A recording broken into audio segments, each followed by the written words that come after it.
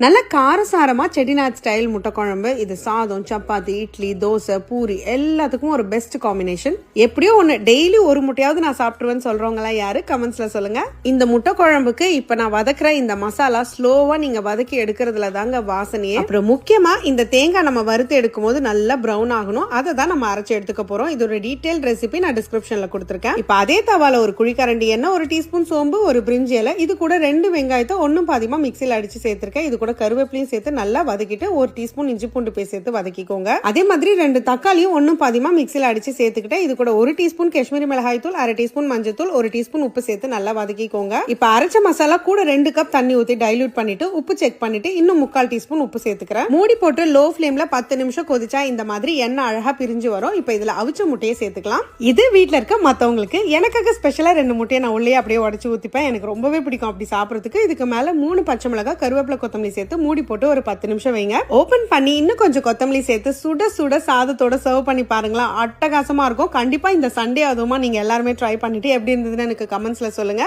அப்படியே மறக்காம ஸ்டவ்வோட சமைக்கும் போது கொஞ்சம் லவ்வோட சமைச்சீங்கன்னா சுமாரா இருக்கிற சமையல் கூட சூப்பரா இருக்கும். எப்படி